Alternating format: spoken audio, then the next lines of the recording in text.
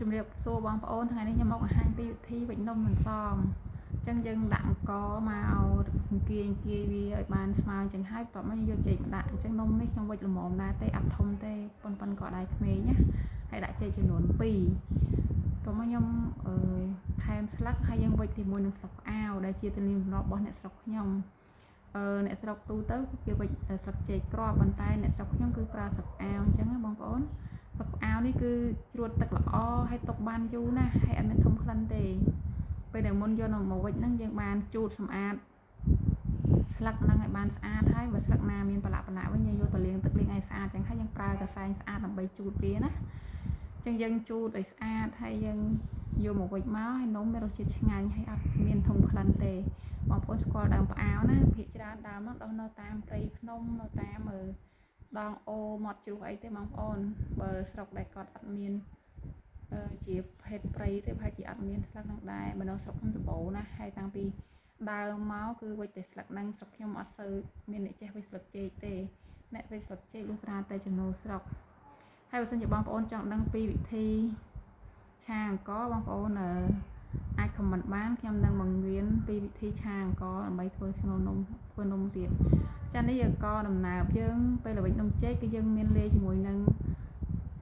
ក្របសណ្តែកបាយគឺយើងបានស្ងោរវាបង់អំបិលបន្តិចមកយកមកដាក់ជាមួយនឹងអង្ករយើងដែលឆាជាមួយនឹងខ្ទិះដូងរួចហើយហើយខ្ញុំវេចល្មមទេនំហ្នឹងគឺយើងអាចញ៉ាំមួយដើមអីម្នាក់ឯងបានហើយបើសិនជា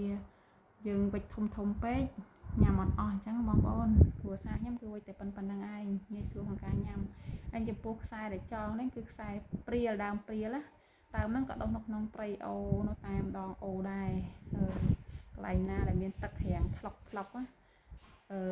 ដក់ទឹកព្រៃដែលមានដក់ទឹកគឺមានដុះដើមហ្នឹងឯងគេហៅដើមព្រាលចាហើយខ្ញុំចងវាឲ្យបានជាប់ល្អបើសិនជាយើងចងអត់ជាប់ទេឬក៏បានណែនល្អទេនំយើងអត់ឆ្ងាញ់ទេនឹងអៀកទឹកហើយស្លឹកនេះគឺវាយើងតូចមែនតែយើងផ្គុំចូលគ្នាទៅគឺមិនងាយនឹងមានទឹកជ្រាបចូលបានទេសម្រាប់បងប្អូនណាដែលគាត់ចង់ចេះពីវិធីឆាអង្ករបងប្អូនអាចខមមិនបានណាខ្ញុំនឹងបង្ហាញធ្វើវីដេអូមួយទៀតបង្ហាញអំពីវិធីឆាអង្ករម្ដងអញ្ចឹងយើងវេចហ្នឹងយើងមានវេចអន្សមដូងយើងមានវេចអន្សមចេកហើយនឹងអន្សមជ្រូកតែឥឡូវនេះខ្ញុំមកទៅនៅសល់តែអន្សមចេកទេគឺខ្ញុំវេចតែអន្សមចេកបង្ហាញបងប្អូនណាពួកអីការធ្វើរបស់យើងហ្នឹងវាមានលក្ខណៈលម្អិតចឹងទៅវែងធ្វើវីដេអូហ្នឹងវែងពេកចាហើយបើអន្សមដូងបងប្អូនប្រកាសជាវេចស្លឹកដូងទាំងអស់គ្នាទូទាំងប្រទេសហ្នឹងប៉ុន្តែបើអន្សមចេកនិងអន្សមជ្រូកនេះភាគច្រើនគឺគេវេចតែបងប្អូនខ្មែរយើងគាត់វេចស្លឹកចេកស្លឹកចេកក្រប់តែអ្នកស្រុកភូមិខ្ញុំគឺនិយមណាស់ស្លឹកផ្អាវស្លឹកចេកមិនកម្រមានអ្នកវេចណាស់ហើយក៏មិនសូវមានអ្នកចូលចិត្តញ៉ាំដែរព្រោះថាទម្លាប់យើងតាំងពីដូនតាមកអញ្ចឹងណាបងប្អូន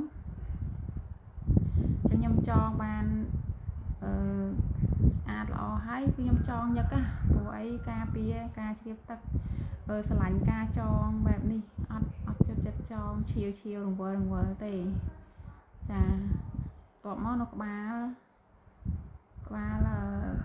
នេះយើងរុំអញ្ចឹងមកដើម្បីកុំឲ្យខ្សែនឹងរលាពេលដែលយើងស្ងោរបងប្អូនចងឲ្យបានល្អមែនតើមើលងាយថាងចៅស្ងោរមិនអីទេមិនរួចទេអត់បានទេតែហ៊ានតែយើងរុំមកក្បាលឲ្យបានល្អបើកឆ្នាំងមកនំតែពេញថ្លាងឡើយបងប្អូនអើយអញ្ចឹងប៉ុណ្នេះមកស្អាតហើយឃើញទេបងប្អូនហ្នឹងចាហើយនេះអញ្ចឹងយើងនំហ្នឹងទូចអញ្ចឹងយើងស្ងោរងាយឆ្អិនយើងស្ងោរតែរយៈពេលនំចេកតែ2ម៉ោងហើយនំជ្រូក3ម៉ោងឆ្អិនហើយចានេះនំចេករបស់យើងនឹងនំជ្រូកយើងប្រើសណ្តែកដែលយើងដាំខ្លួនឯងដែរ